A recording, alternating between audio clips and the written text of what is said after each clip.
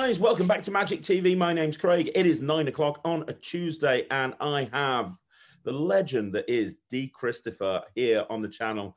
Dee, I know how busy you are. We're going to get to this later on, but thank you so much for finding the time to hang out here. How you doing? I am very well, and it is an honor to be on here. I've been watching all of your episodes lately and enjoying the interviews especially, so it was very kind of you to ask me to be here. Well, I wanted to get you on the channel very early on because when I say the word legend, I don't use that lightly. You know, you are, and I really mean that because you have done so much in your career, and you are a household name amongst magicians in the UK and further afield, and you've done so much as well. You've had quite an eclectic career. You've not just been a performer, you've done so much. So I want to talk a bit about that, and then talk about a little bit about what you're doing right now, because I know you've got some exciting stuff that you've got coming out in the next month or two, which yes, indeed, I'd love to talk about. But let's start off at the very beginning. When did you get into magic? Was it the typical story about you know, as a kid you get a magic trick set, or was that 100% the typical story? I'll send you a picture after this that you can intercut on here of me as a child dressed as a clown holding a magic book, which it sort of gives you an indication of how early on I got into magic. There wasn't really, like, I know a lot of people had you know, family members that were magicians that bought them magic kits, or they saw Paul Daniels on the TV and got bought one of his magic kits or whatever. But for me, my uncle had an interest in magic, but I didn't really see him much. He lived in Ireland and we were living in England. But there was a guy at my dad's office that was a magician part-time, and he used to buy in wholesale magic books and stuff. And my dad bought me one of those as a very young child, like 4 or 5 years old, something like that. And he brought it home. And then that Christmas, because I was so interested in magic from that one book, the uncle I spoke of and also my parents both bought me quite elaborate magic kits. I can remember one of them came in, you know, one of those really cheap plastic top hats. And, you know, because there was 2 things that Christmas that were magic related, all of a sudden magic became everything. And, you know, it kind of stemmed from there. But when I was like an early teenager, magic kind of dwindled away into nothing when I started getting interested in rock and metal music. I started writing music with friends of mine. We made a few bands, and magic disappeared into nothing. And I remember the turning point that got me back into it was towards the end of my high school days. We went on a school trip, and there was a deck of cards or something behind the tuck shop in this place that we were staying. And everyone was showing each other tricks, and somebody knew that I was into magic, and you know, they handed me a deck of cards, and I couldn't really remember how to do anything good. So that kind of really played on my mind a bit. And I was like, I need to get back into this because everyone was enjoying themselves so much, just showing each other terrible little tricks where you deal cards into piles of 21 or whatever that trick is that I never learned because it's horrendous. So yeah, I kind of got back into magic then. And that's when there was lots of videos, DVDs were just coming. The internet was just becoming a thing. So we had the internet at home, and, you know, things like Illusionist popped up at that point. And it kind of went from there. And then I just kept doing tricks, kept wanting to get into the industry as far as gigs and stuff like that go. So I started meeting a lot of people, got some gigs, got very, very busy. And then, yeah, I kind of went from there. But getting into the magic industry itself was a totally different thing. I literally can't remember how that happened, but it feels like I've been working in the magic industry for my entire life now. So that's it. I mean, I think the first time that you popped up on my radar was around about the same time that you gothified me at Lads. oh gosh, yeah. I heard your I'll name. send you that picture as well to You've got to intercut send me because that people picture. love that. I was there with Dave Penn, and I'd heard of you beforehand, but I hadn't actually met you properly.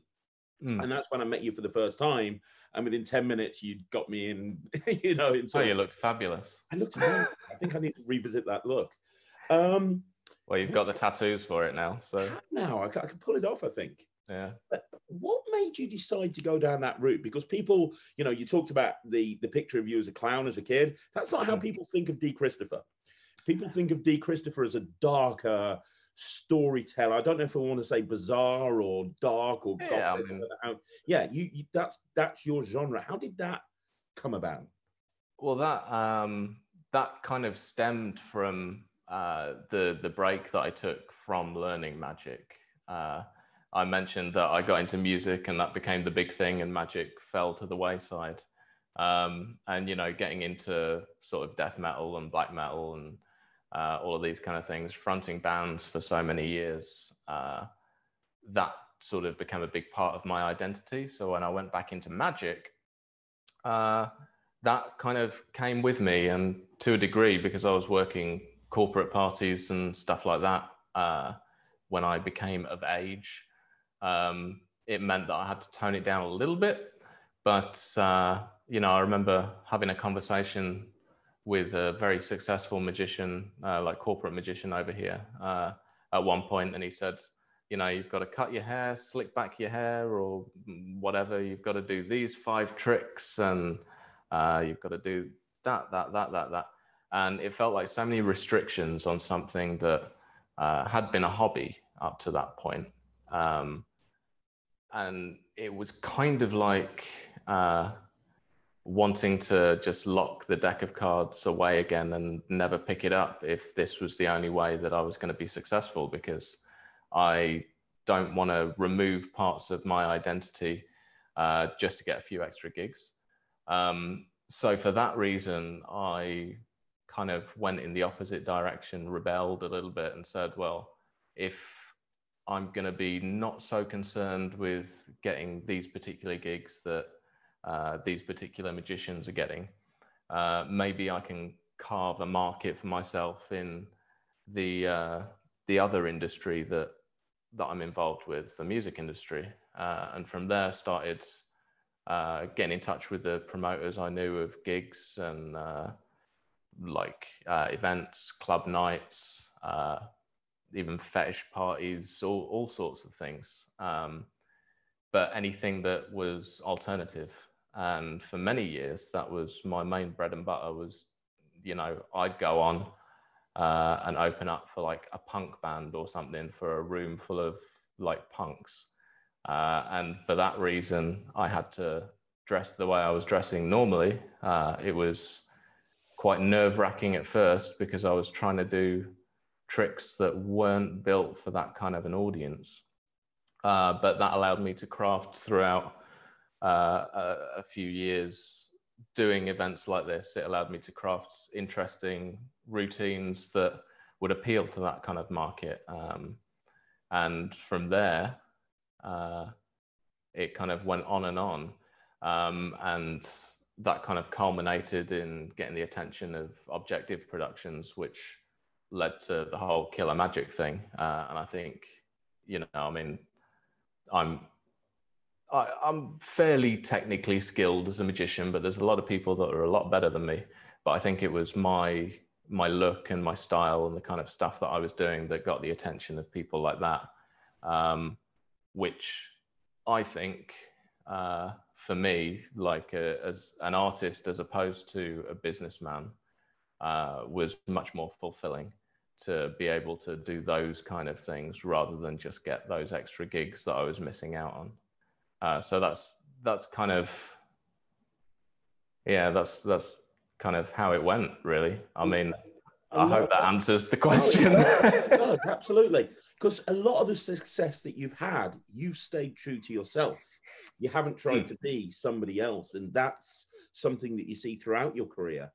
And like you say, there's a very good chance that, you know, and we'll talk about Killer Magic in a bit, but there's a very good chance that that whole thing came about because of who you are. You saw a niche and you developed a character that was able to be really successful in a niche that not many people go into. You know, you see books on how to be a great restaurant magician, how to be a great trade show magician, not how to be a great magician at a rock band. You know, you just don't see that. It's not a book that people can buy. How would you, how have you got any advice for people watching this as to how they can create a unique character? Well, I think, you know, the idea of characterization in magic is separated into two very distinct areas. There's one where you get people that literally play characters.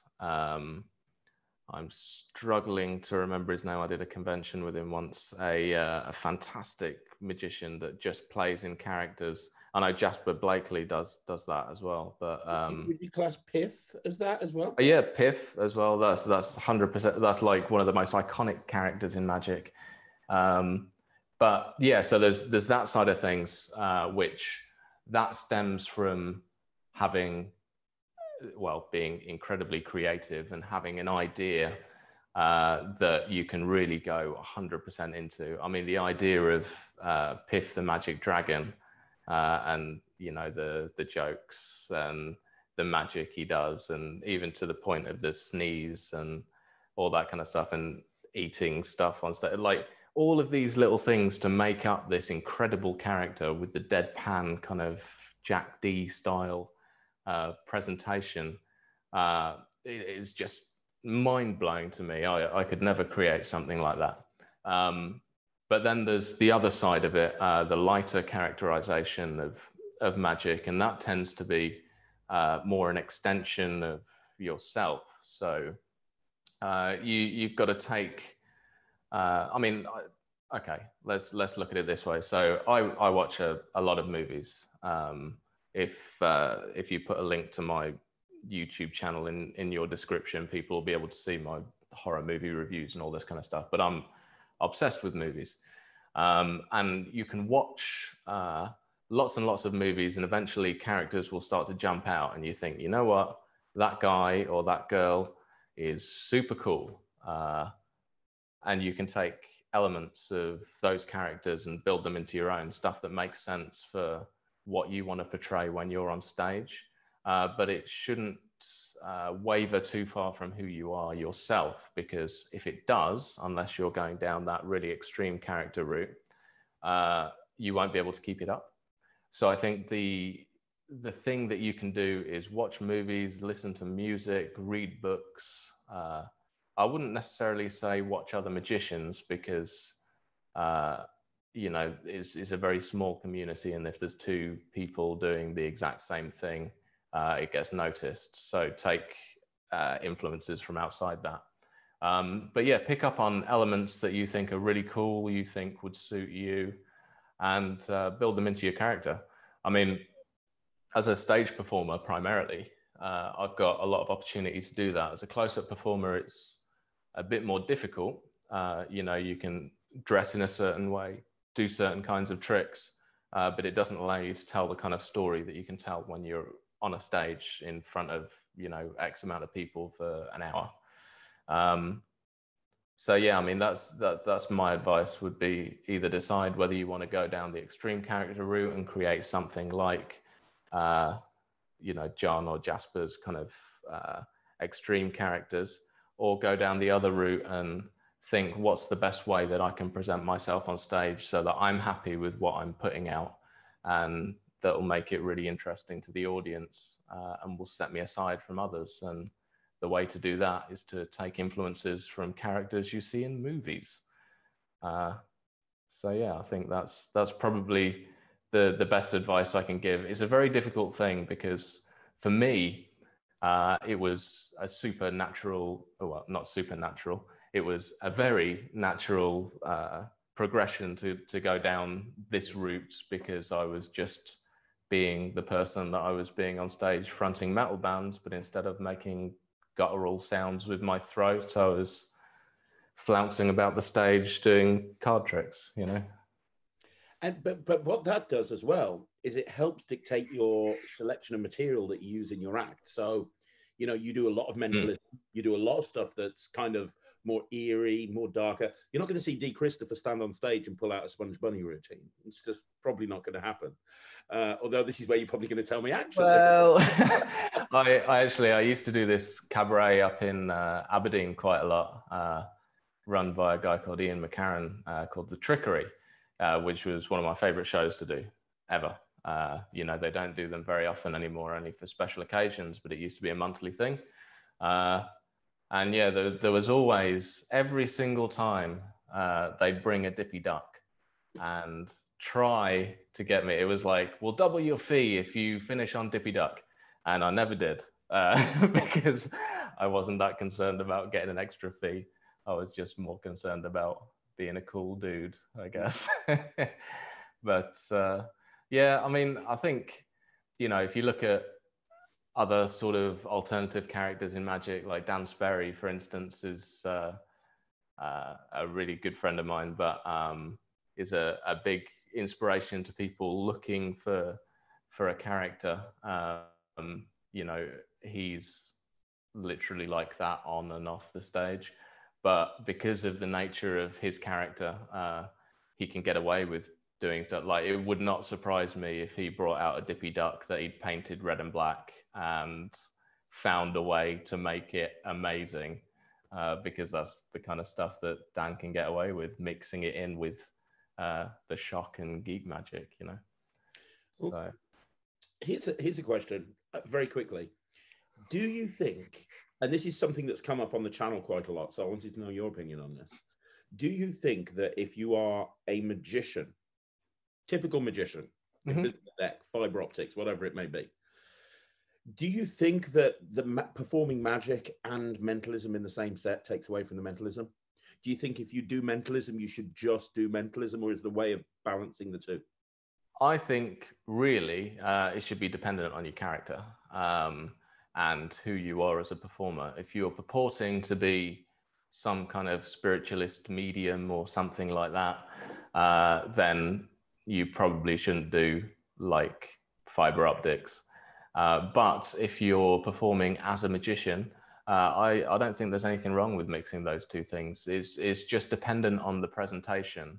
Like, the one thing that I find makes performances with magic and mentalism in their field disjointed is not because of the choice of material, it's because of the performer not having these boundaries that you were talking about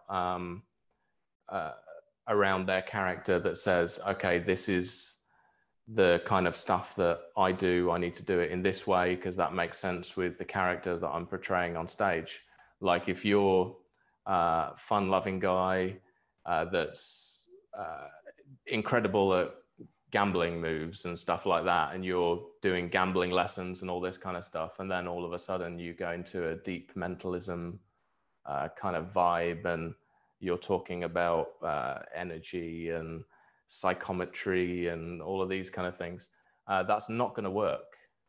It's going to look like you've just mishmashed together a load of stuff, and it doesn't create an understandable and concise show. I mean, you know, if you look at an example of someone that can do both of those things incredibly well, you'd want to watch Derek Delgadio's In and of Itself, which is streaming now, or it was at least. I know it's going to be coming out on iTunes and stuff, but he mixes magic and mentalism, but because his show is so story-based and everything fits together like perfectly formed jigsaw pieces, it makes sense. He gets away with doing gambling moves and essentially what is mentalism, like sort of prediction routine and what feels a bit like a Q&A at the end. But because of the nature of the show, because of the nature of his character, it makes perfect sense. So I think, yeah, it's really dependent on the character that you're portraying and the boundaries you put around your magic. Like, I don't have a problem with doing something that's a bit magic if it makes sense with the other stuff that's in my show. So like, for instance, I do a spirit bell act in my show. A bell magically rings by itself. I don't purport to be a medium. I even say that in my script when I talk about the Fox sisters and all this kind of stuff. I'm leaving everything up to a mystery, but the idea of a bell ringing is not a mentalism stunt unless you're saying that it's psychokinesis or something like that, which I'm not. But that mixed with the psychometry and mind reading stuff that's in the routine makes perfect sense because of the story that I'm telling and the way that it's presented. Whereas, you know, if I was doing it in a completely different way, it might not necessarily work. So yeah, I mean, I'm tripping over my words a little bit, so I do apologize. No. But I'm trying to get as much information out to your viewers as possible as far as my perspectives on these things go. No, it's amazing. It's amazing. It really is. Very thoughtful answer. Now, circling back to Killer Magic before we start moving on to you as a creator, that was obviously a very big deal. You know, it took you from somebody who is well known within the magic community and well known as, you know, doing various different niches to suddenly putting yourself on television. I mean, that must have been an amazing experience. Was it? Did you have a good time filming it? Oh, it was great fun. I mean, you know, TV magic on a whole. You know, a lot of people aspire to be on television, and I think I can give some quite good advice in that area. The idea of doing a TV show is very, very different to how people might think. I mean, with Killer Magic, it came out of like the late and great Anthony Owen, who was a very close friend, or became a very close friend after we worked together for so long. He was constantly creating ideas for magic shows for various channels. He was head of magic at Objective Productions. But one thing that he did regularly was he would hold kind of screen test style auditions. So him and his researchers would reach out to lots of magicians. There might not have been a particular show in mind, but he'd just try and meet as many magicians as possible. He'd constantly be scouting online and all of this. And there's still some people doing that kind of stuff, just not Anthony anymore, obviously. But yeah, so, you know, there was a lot of us that went in and auditioned, hundreds and hundreds, for Objective in general, not necessarily for a particular project. And when Anthony had the idea for Killer Magic, which was originally called Suck My Wand, which is a bit of trivia for you, which we all were very against, so the name got changed in the end. Yeah, like when he had that idea, he'd go through all of his files and be like, oh, well, there's this person, this person, this person, and find some characters that were drastically different to one another, and put them together as a gang show. The same kind of thing he did with Monkey Magic, with Ali Cook and Pete Furman and that. So yeah, like that was sort of where it came from initially, and that was 3 years before anything really happened. And then when he had the idea for Killer Magic, he brought some of us in, and we started developing it with him. He was very open to suggestions and ideas, and you know, the channel itself, it was with the BBC. They had a lot of ideas and things, and the format was constantly changing, and it took us a good couple of years of writing, going in and out of the office, trying to figure out the best ways to do things. And we had other writers and people like that coming in, trying to figure it out. And eventually, when it came to shooting, it only took us maybe 3 or 4 months to shoot the whole series up in Scotland. And yeah, but the thing that people don't realize is the work that goes in before that. Like, at least a year, I think closer to 2 years before we started shooting, we were writing and working on this show and not able to tell anyone about it. But yeah, like, so my advice for people aspiring to get into TV is put as many videos as possible online, make everything make sense with who you are and your character, have something to sell, something for people to latch onto as far as your persona and everything goes, and try and meet as many producers as you possibly can, because eventually something will come around, or you might have a great idea for something and you can bring that to one of your producer buddies that you've met at networking meetings or through friends or whatever. But yeah, so going back to Killer Magic itself, it was great fun. Like, it was hard work, long work. You know, financially, it didn't make much sense. But yeah, it was definitely worth doing. It was a really fun time, and I made some great friends out of that in production. And, you know, that was kind of the first, well, it was close to the first time me and Damien met, and Damien's one of my best friends. Now we speak every single day. So yeah, like, it's great fun to shoot TV shows if you get the opportunity to do it, or if you can create the opportunity to do it, then I'd recommend it 100%. Just make sure it's pretty good, a good idea, an interesting way of doing things, and I'm sure it'll be great fun for anyone that gets the opportunity to do it. And everybody in Killer Magic has gone on to be very successful in their own way. Yeah, totally. I mean, we were very surprised at the success of the series. Like, we originally shot, we shot a taster, and then we shot a full pilot episode, and the BBC loved it so much that they put that out as a special while we were shooting the series. So yeah, and that was like super successful. Like, there was a lot of viewers, and, you know, we were getting millions of people watching every episode, especially towards the start of the series, which was cool. You know, it's nice to see hard work being appreciated, I guess, by the general public. Obviously, there was a lot of people that didn't like it because we were just like 5 crazy kids doing ridiculous things. But yeah, I mean, it on a whole had quite a good reception.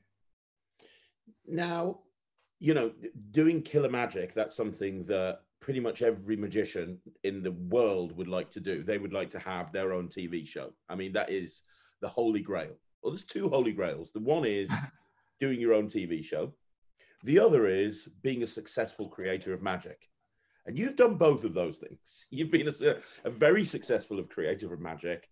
And you've also obviously been had your own TV show. But it's more for you than just being a creator of magic, because you've worked with a lot of big companies over the years. And, you know, I don't know am I okay to say that you've worked with Penguin for many years, haven't you? I mean, you don't know. Yeah. You worked with Penguin for many years. And, you know, you were the guy that was not just filming and creating this stuff and producing it, but also looking at it to see if it was any good or not any good. And, you know, there's a lot of people, what I'm trying to get at is there's a lot of magicians that want to be magic successful. They want to be, you know, the next Greg Wilson, the next Jay Sankey. You've been a successful creator, but you've also been in a position where you're the guy that looks at people submitting stuff and saying, well, yes, no. So what advice can you give somebody who wants to be magic famous? They want to be the next Jay Sankey, they want to be the next Greg Wilson, whatever it may be. It's very similar to like creating magic. You know, there's again 2 ways of doing that, and it's very similar to creating a character. You can be and I see a lot of people doing this, creating magic to release it, right? And then there's creating magic for yourself to do that, you know, somebody sees, a producer sees, and is like, yo, that's a great trick. Do you want to release it? And then you'll either say yes or no. And I don't think there's anything wrong with either of those. But I think the problem comes when people aren't aware of what's come before and aren't really experienced enough to be creating and releasing tricks. You know, I know you've spoken about this on your channel before, the idea of having the notebook and writing down the ideas, do it for a year. It'll be a much better trick, but also you'll know whether you still like it or not, whether it's good or not, and all this, the idea of working something before releasing it. And that doesn't happen as often as it should. And there's a lot of incredibly creative people. I see so many amazing people doing stuff on Instagram, especially stuff that only works for Instagram, and that's fine as long as it's marketed that way. But if you're marketing something as something that's going to work in real life, that's going to be perfect for stage, perfect for close-up, perfect for online, perfect for this and that and the other, like a lot of magic companies will want you to do, that's where it becomes a bit of a problem. The idea is you've got to be creating interesting ideas with methods that work for whatever medium you're marketing it towards, and then don't lie about it, because that's a major issue in the marketing of magic. And the only way to really get successful in the magic industry is to work hard and keep coming up with these interesting ideas, and only release the ones that are good. I mean, you know, I've released a ridiculous amount of things over the years, and towards the beginning of my career creating magic, the stuff that I was releasing, you know, it was stuff that I was performing, but looking back at it now, it's not really that good, and not that, you know, it doesn't really break the mold in any way. It was never going to be blockbuster kind of stuff. It was just kind of filler, because I was desperate to, you know, release magic, because that was becoming a thing. You know, when the internet revolution kind of came around in magic, everybody wanted to start releasing tricks, and now it's exploded. But I was super into that. I just wanted the books that I was writing to be on the bookshelf next to like Animan and Corinda and all of this. And it didn't deserve to be there.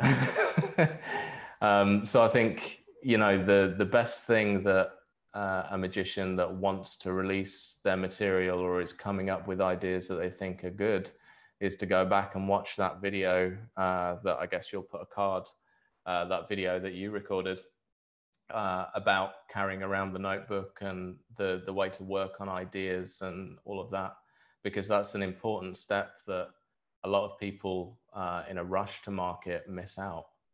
And you can really tell, you know, I've had people in my studio that have been doing magic for 3 months, and I've had people in my studio that have been doing magic for 30 years. And you can tell when somebody's got a trick that they've kind of just come up with and done once or twice, or recorded it on their webcam, or someone that's been working something for their entire career.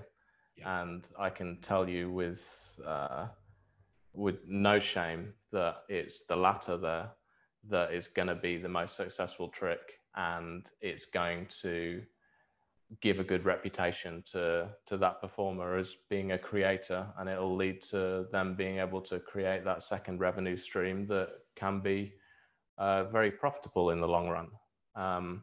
But yeah, so just don't rush ideas to market, like don't half-bake things, you know, just create stuff that you want to perform yourself. And if you want to perform it, there's probably 1,000 other magicians around the world that also will want to perform it.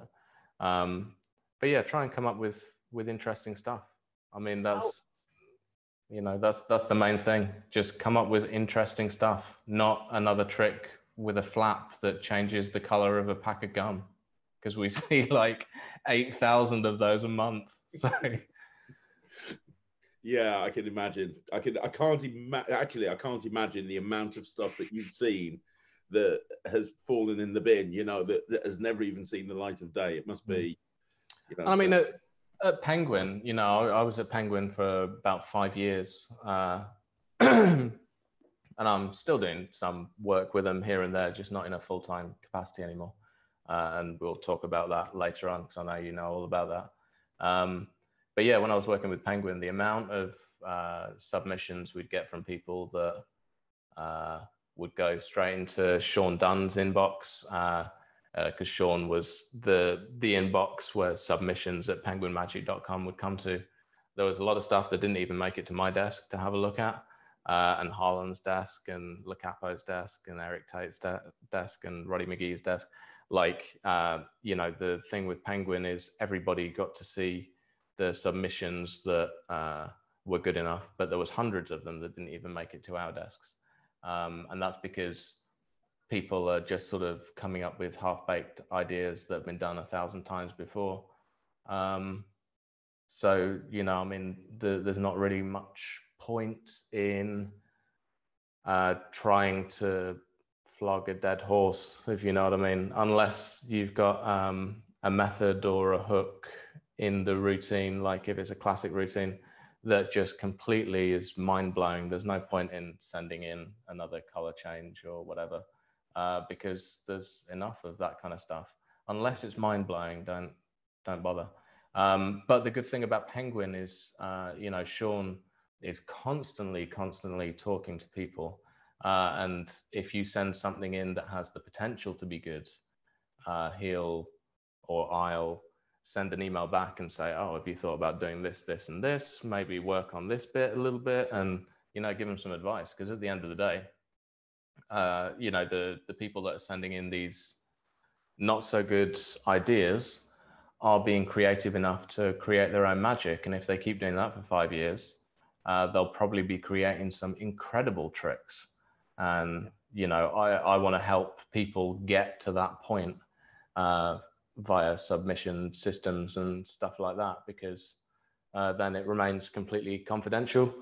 And it gives the creator an opportunity to get some insight from working professionals in the industry that know what is going to be good and what's not, and also professional magicians that have worked thousands upon thousands of shows and know what's going to work and what's not. So yeah, I mean, that was kind of a roundabout way to to answer that question, but hopefully there's enough information there. Absolutely. So to sum it up, don't suck. Yeah, pretty much. But, you know, not sucking only comes from repetition and working hard, because, you know, you might create 100 tricks and 1 or 2 of them will be blockbusters. So don't give up, like, just because you've created some tricks that aren't good or didn't get accepted by a magic company. Like, just keep creating more and more and more stuff, take inspiration from everywhere.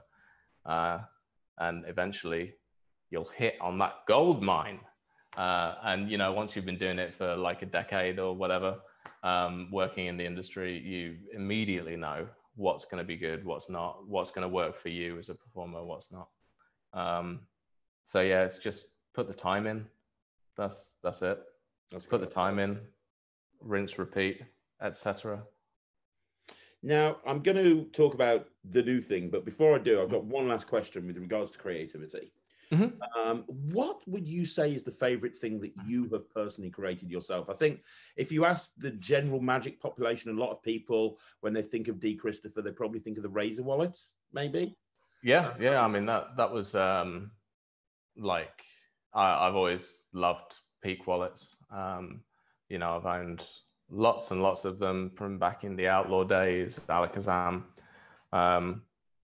Tony Miller, and loads of people's Peak wallets. But, you know, I've always carried wallets that look like this. This isn't a Razor wallet, but I'll explain in a bit. You know, I've carried minimalist wallets like that for years, and there was never anything that was any good in that genre. Sans Minds put one out, but it didn't really have a Peak function. It was sort of a card to wallet. You you know, and I was like, I want to make a wallet that I can use like for casual performances that can work as my everyday wallet with a few cards in and whatever, and just throw it in my pocket, and it's always on me. You know, I wear wallets in the front pockets of my jeans, and I get told off by my girlfriend if my front pocket is bulging like 3 inches out of the side of my leg. So yeah, I've always used those minimal wallets. I wanted to create something that was simple, that was good. A lot of people create wallets with 5,000 functions, and it does result in them being massive and thick pieces of leather. But also, when there's so much stuff in there, you never end up using half of it. I'd rather have a wallet that has a really good peak in it, that makes sense for me, that's slim, that just fits in my wallet. And, you know, eventually someone else might have created it, but I hadn't seen it yet. So I just got in touch with some leather workers I was friends with and said, hey, let's do this. And we ended up doing it in vegan leather as well, because, you know, I've got a lot of friends that are vegan, and I know a lot of magicians that are vegan, and they don't like using leather products, which is fair enough. So if you can find a material that's, you know, just as good, looks just as good as leather, then why not use that instead? Absolutely. So we did. But yeah, so Razor Wallet was a big highlight. It was super successful. It's one of the most recent things as well. But I think my favorite products that I've ever put out, and I like not saying my favorite trick of all time, but my favorite products that I've ever put out are the 2 live lectures with Penguin. So I did a live lecture that was like 4 hours long or something back in 2015 that has a whole bunch of material, loads and loads of stuff, magic, mentalism, loads of stuff I've created over the years, just all crammed into this one video. And that was super fun, and people seem to like that. But my favorite of all time has to be the Penguin live act. And that had a mixed response. Some people didn't really like my performing persona because, you know, even though I've got a dark look and, you know, I do some spooky stuff, I also mix it up with some lighter hearted stuff, sarcastic British humor and all of that. And some people loved it, some people hated it. But for me, that was one of the most fun products I've ever put out, because I got to just do a show, just do an hour-long show, and then I taught you how to do it.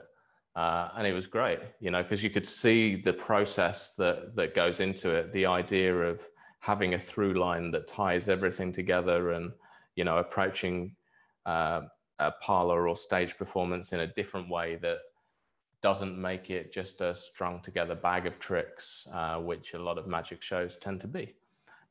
You know, so that's one of my favorites, because I got to talk about theater a bit as well as magic, you know. That's great. That's fantastic. Now, there's something very specific I want to talk about. There's been a big buzz around you and what you have coming out in the next couple of months. I'm not talking about a product. I'm talking about a brand new company. And there's been a lot of teasers. There's been a lot of there's been a little bit of hype. Yeah. And I'm hoping to try and cut through the hype a little bit and find out more about what the plan is and what your goal is with it. And obviously I'm talking about 1914. Yeah, so the 1914, and that name might sound familiar to some people that have been in magic for quite a while, because back in like 2012, 13, 14, something like that, before Killer Magic, I started a little mini independent production outfit with a friend of mine, Jack Curtis, who's a great filmmaker and mentalist from Nottingham. I was living in Nottingham at the time as well.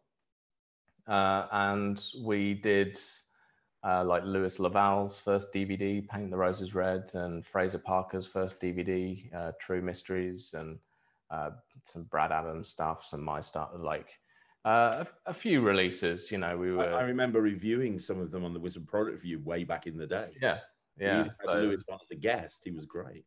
yeah. I was performing Harmony, the one sort of what he says is the one good trick that was on that DVD. Because again, you know, it's the same for everyone that creates magic. When you look back at the stuff you were doing 10 years ago, you were like, what was I thinking? But at the time, you loved it, you know. So anyway, yeah, like back then, we had this little production outfit and it kind of fizzled out. Jack went over to Australia to teach film in like Sydney University or something for X amount of time and started going around making documentary films and all of this. After that, I went on to Killer Magic, and then off Killer Magic, I started working with Penguin, which, you know, I was sort of freelancing for them at first, and then it became a full-time position, like sort of running everything in Europe for them. You know, so the 1914 fizzled out and we said, well, maybe we'll come back to it one day. But we never did. Up until the first lockdown hit the UK. You know, when that happened, and we've spoken about this privately before, you know, obviously the pandemic is a terrible thing. But from a perspective of, you know, reflection and thinking about where it is you want to go, what you want to do, when that hit, and you couldn't really do anything at all, it forced you to think about things. And when the lockdown hit and I began thinking about, you know, where do I want to go in my career next? Because I've done a lot of stuff, as you mentioned. I've been lucky enough and worked hard enough to do a bunch of different things. But I was like, where do I want to go next? What's going to make me happy? And, you know, I really enjoy the production side of magic, and, you know, the business aspects of the magic industry. And I've got a lot of friends in the magic industry.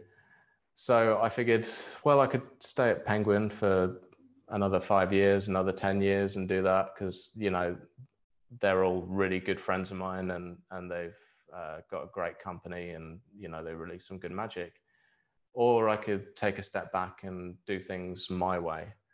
And looking at the rest of my career and the idea of doing things my way, it kind of put it into perspective. And I was like, you know, I'm never going to be 100% happy if I'm working for someone else, you know, having these sort of this cage put around my creativity. And it's, you know, I'm not saying Penguin was a bad place to work at all, because it was great. You know, I had a lot of fun, and the people are all great, and that's why I'm still doing bits and bobs with them now. But, you know, I wanted the opportunity to do things my way, take all of the things I've learned over the last 10 years working full-time in magic, and use the contacts I've made and the knowledge that I've gained and the experience that I've gained to create something that was more in line with the way that I thought the magic industry should be going. So I rang Jack up. You know, we kind of casually kept in touch here and there, just, you know, because we were friends. But I rang him up and I said, hey, do you want to do the 1914 again? And he was like, yeah, I've just finished a project. I've got time. So yeah, he'd just come off the back of making a film with the British Film Institute. And that had literally just been delivered.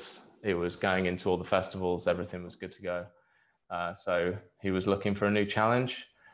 I just happened to ring him at the right time. And yeah, we just sat down and thought about the way a magic company should be, the way magic should be taught, and, you know, what would make us excited and happy about being in the industry, releasing magic.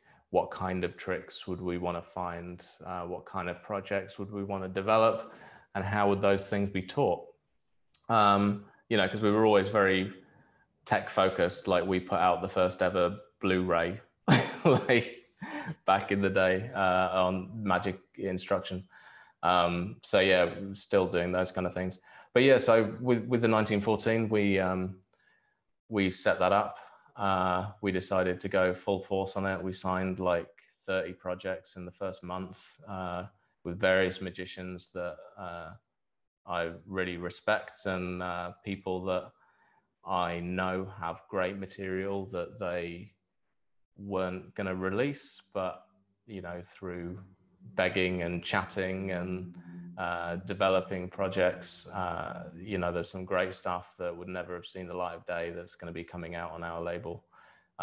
So yeah, with the 1914, we have a whole bunch of projects. The company is due to be launching in January, but you can sign up on the1914.com right now to get a free £5 voucher for when the site launches, and be the first one to know. Like about 800 people have signed up so far off us just releasing the logo.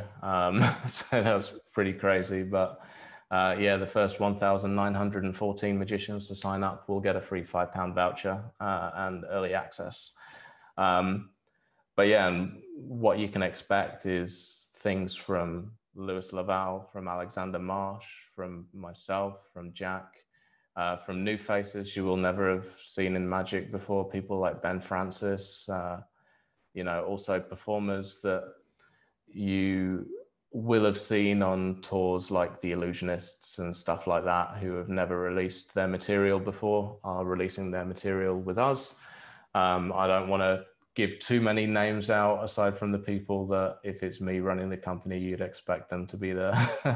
But yeah, people like Alan Rorison, Matt Parrott, and, you know, people that, you know, I've worked with over the years and I know have got killer material and also workable material, because, you know, if we were going to release something that, like a project that was for tricks that were great over Zoom or on Instagram or whatever, we'd say clearly this is a project that has tricks that are great for Zoom or Instagram.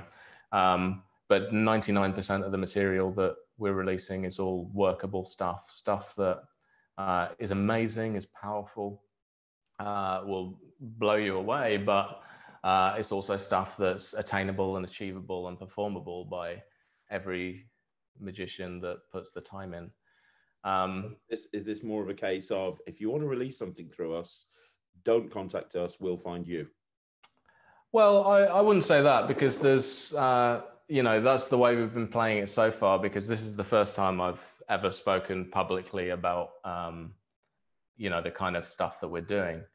But, you know, I know there's thousands of amazing magicians that are creating some great stuff that I will never have heard of and Jack will never have heard of before. And, you know, I'm always up for meeting and hearing from new people, because I get excited by good magic. So if you've got tricks that are good, shoot us an email at info@the1914.com, because we'll take a look and we'll get back to you. But yeah, one big thing that not a lot of magic companies are doing that we were really adamantly focused on was putting as much effort into the theory and performance tips and marketing and all these kind of things. Like, we've created like a course system built into the site. Jack is a great coder, so he built something that's kind of like Udemy and Masterclass and those kinds of things, but tailored to magic instruction. So as well as like the standard releases and gimmicks and tricks and downloads and all this kind of stuff that you'd expect from a magic company, we've also got courses, which, you know, I mean, one of the first ones I can tell you is Alexander Marsh from Champions of Magic, very successful magic tour. He's toured all over the UK, America, like thousands and thousands and thousands of shows, hundreds a year, is doing a course on stagecraft. So it's tailored towards mentalists, to a degree magicians, but it's the art of stage magic, a full course with lessons, everything from how to choose the material, how to block, rehearse, how to speak on stage, all the way through to getting the gig, how to PR the gig, marketing, all of this kind of stuff. A really comprehensive 0 to hero course on becoming a stage performer. So there's stuff like that in there as well, which is the stuff that, you know, I mean, I love seeing great magic, but it's that kind of stuff, the real gold, that I always look for when I'm watching magic products is the theory and the ideas and stuff like that. So it's nice to be putting a focus on some products that are really dedicated to that side of magic. Really, we just want to make people better magicians and more successful magicians. And, you know, there's only so much that tricks can do for you. So you should be looking at products like that as well, you know. Absolutely. And I know that you're very passionate about the quality of the actual final production. Yeah. As you would expect. I know you're passionate about video production anyway, and you've said that Jack's a filmmaker. I know, you know, you could argue that, oh, it's just a magic trick, shoot it in your bedroom, but I totally disagree with that. I think there's something really important about having a quality product that you can actually, you know. I agree. I mean, like, speaking of that Stagecraft course, which I shouldn't be giving so many details away before the site launches, but whatever. Yeah, with that Stagecraft course, we shot it and we binned it because the level of quality wasn't good enough. The material was amazing, but you know, we shot it in my studio. Like, I own a studio here with my partner in Ipswich, about an hour outside of London for those people further afield. You know, and we shot it here. It looked great. It was cool. We were thinking about the way we wanted to do things, and that was one of the first things we shot. We were like, you know, it's a course on stagecraft. Why are we not hiring a theatre and filming the entire thing in a theatre where you can go on stage, demonstrate these things, be out in the stalls and, you know, talking about these things? That's the way that a stagecraft course should be. So that's the way we're going to do it. So, you know, we lost about $1,000 on producing it the other way, but I'd rather lose $1,000 and create a product that is what it should be, and a product that looks incredible and is fun to watch as well as informative. So yeah, from doing that and figuring out that's the way we wanted to do things, we decided to take our knowledge of television and film production and treat every production as if it was a spot in a TV show. So for every project, we've hired amazing locations. Like, we've got Louis Laval in some underground caves performing to people, and you know, we've hired escape rooms and bank vaults and theaters and spots in the woods and all sorts of crazy places to make things that are visually exciting. But, you know, the core of it is super strong material. But I think if the material is strong enough, why would you just shoot it in a bedroom when you can make the production to the level of the magic that's on the instruction, you know? And that's something that is keeping things really exciting for us.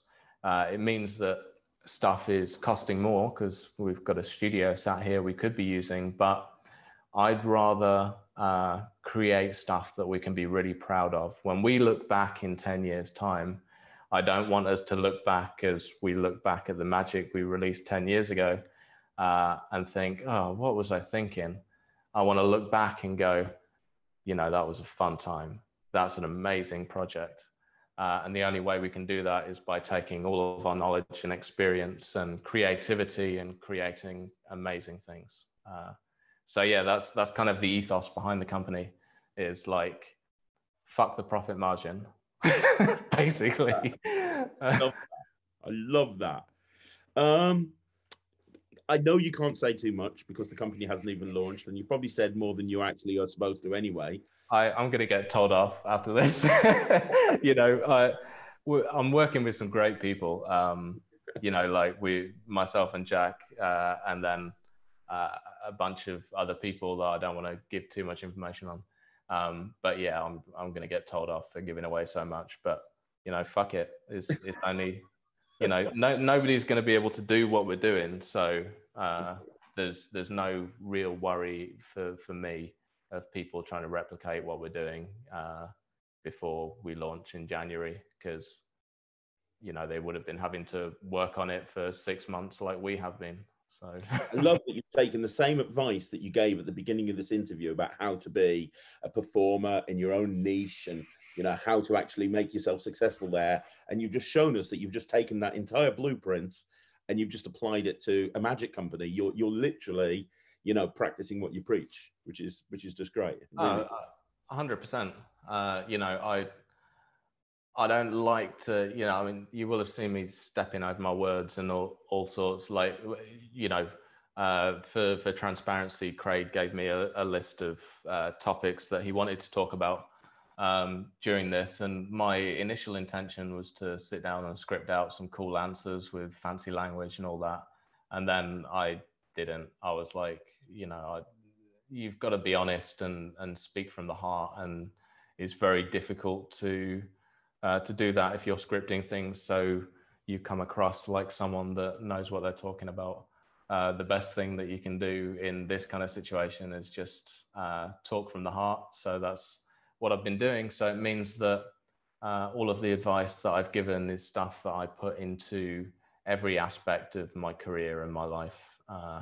You know, there's no point in writing books and shooting videos on these kind of ideas and tips and not actually putting them to action. You know, yeah. It's all about the execution, because you know a lot of people write books on performance tips and stuff like that, and they've done like 10 shows in their life, you know. So yeah, you want to be, when you're looking at stuff like that, you want to be looking at stuff from people that you know have been really working. Like, and that's why we got Alex to do the Stagecraft course. Was he's one of the performers that I know has done way more gigs than any of us on the team. Like, this guy works like a lot. So yeah, he was a perfect choice when we decided we wanted to do a Stagecraft course. Perfect.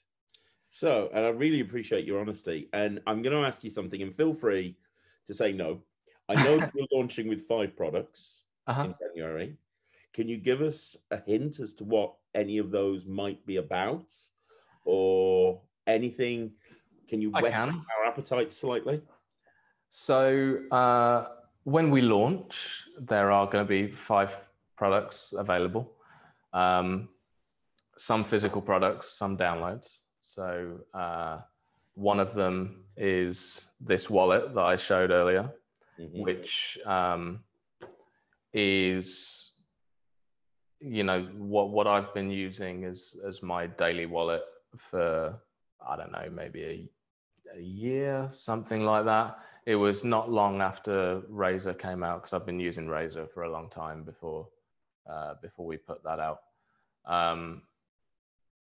So yeah, not long after that, I started jamming on this, because I love the Razor wallet, but it only had 2 card slots. You know, I've just started a new business. I've got a business credit card. Where am I going to put that? So I had to make one with more card slots, something that addressed some of the issues that people had with Razor. Like, you know, it's 1 centimeter wider here, so it's easier to pull things in and out, and it can fit cash in and stuff. You know, it's also got some interesting features built in, like its main purpose is as a thought of card to wallet. So somebody can name a playing card and you can pull it out of the wallet, like fold it up in a quarter, like that. So yeah, that's cool. That's called Shadow. We've obviously got the Stagecraft course we've spoken about a lot. And just a note on Shadow, I'm not detracting from the Razor wallet. It's still a brilliant product and something that myself and Penguin are working on refining. This is a completely separate thing, but it's what I've been using as my wallet since. Yeah, the Stagecraft course, we've got something from Lewis Laval, which is very exciting. It's him teaching a classic technique in mentalism that he's been using for his entire career in mentalism, really, like since he was like 15 years old. We got permission from the guy that created it to teach the technique and Lewis's notes on it, and also how he takes that simple technique and turns the routines into performance pieces. So that's like a pretty substantial project, and fans of Lewis's work will absolutely love this. Also, anyone that's into mentalism in a close-up arena is going to love it anyway.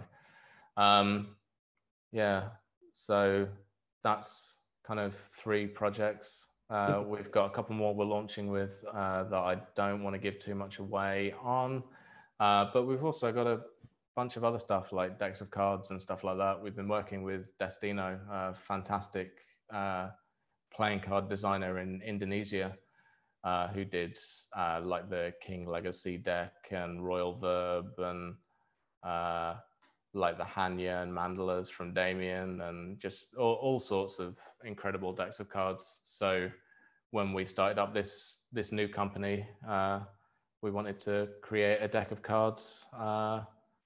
So he was the first person I called on that. But yeah, so we're working on loads of stuff. I like that's kind of all the information I can give you, because otherwise I'll keep talking. You give me more than I thought you were going to. Yeah. So. Like I'm going to get in such trouble after this for giving away that much information. But yeah, I mean, you know, because it feels like I'm just sat here talking to you. I just feel like I could just talk and tell you about all of the amazing things we're doing, but I'm not allowed. So I get it. But these are going to be exclusive to you guys, right?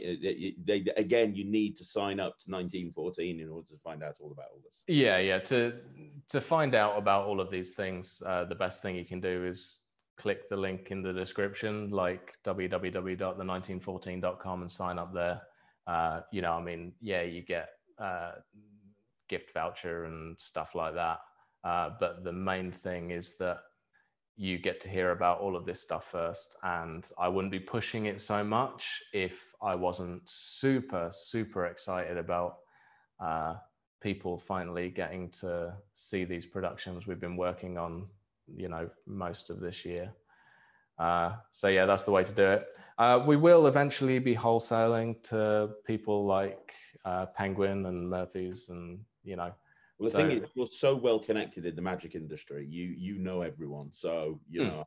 I'm sure that, you know, and the thing I know about you as well, Dee, is you don't burn bridges. You know, you're always, you know, everybody I speak to has nothing but the highest praise for you. You know, you meet some creators and they burn.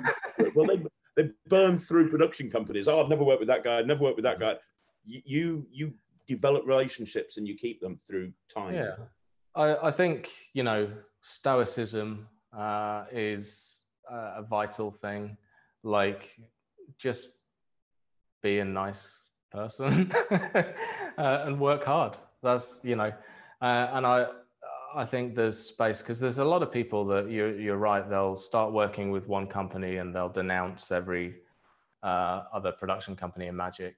And, you know, that's kind of a ridiculous thing to do, because there are a lot of great companies in magic all doing very different things.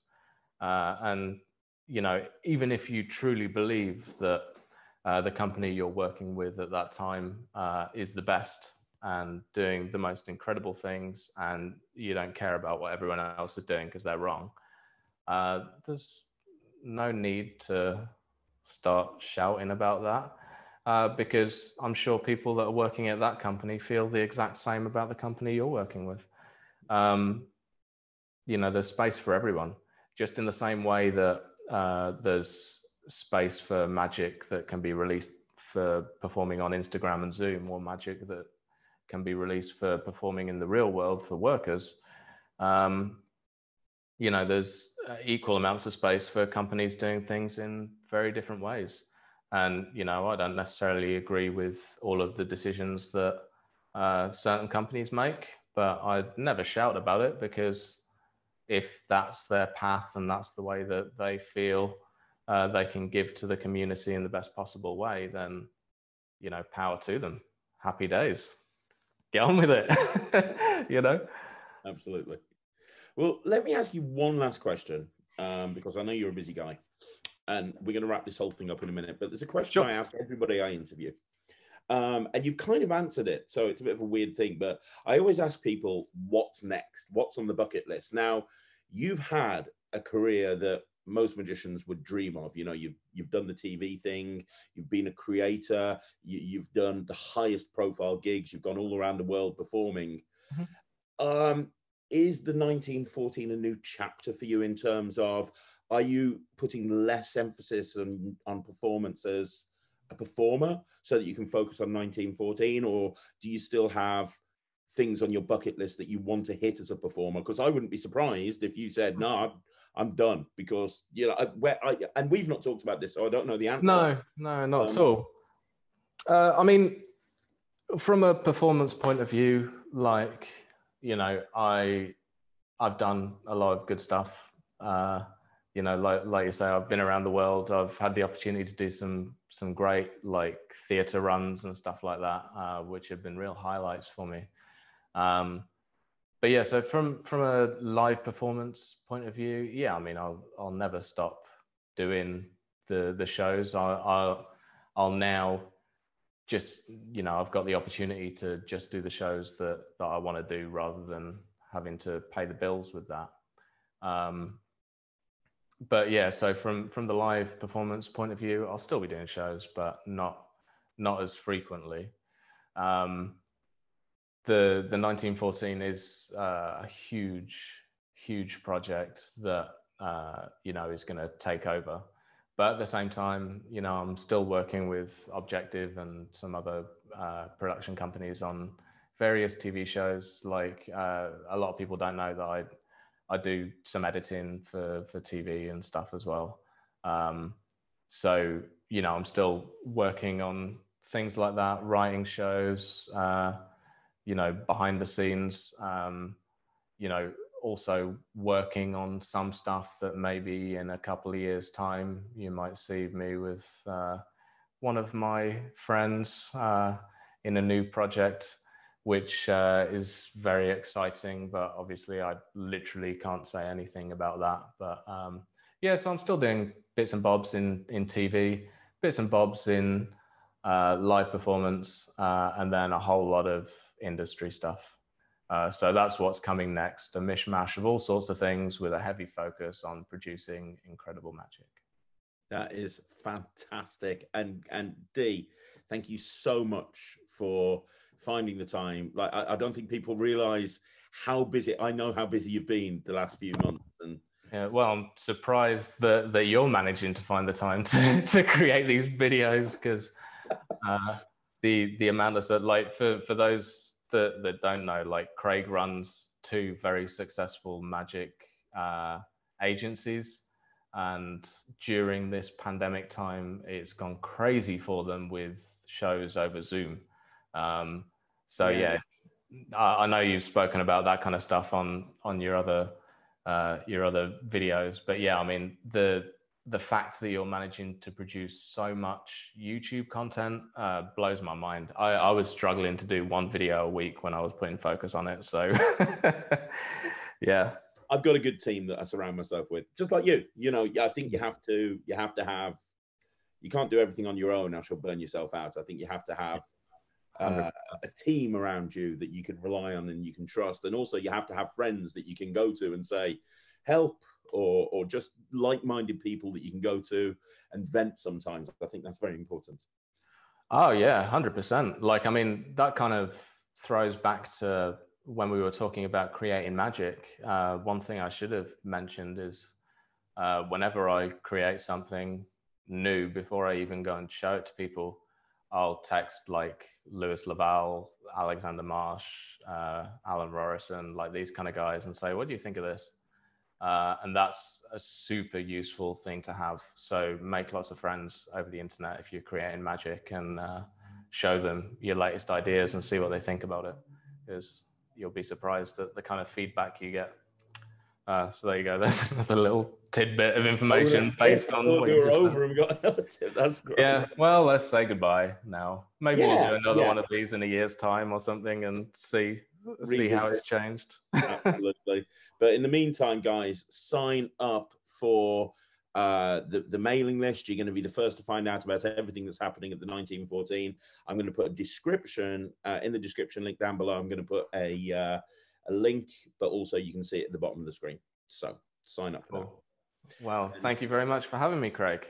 Thanks, Dee. I really appreciate you coming on board and spending some time with us. And guys, make sure you subscribe to the channel. I'll be back tomorrow with my little buddy Ryland. We'll be doing the review show, so look out for that. And yeah, thanks very much. Have a good day. Bye, everyone. Sayonara.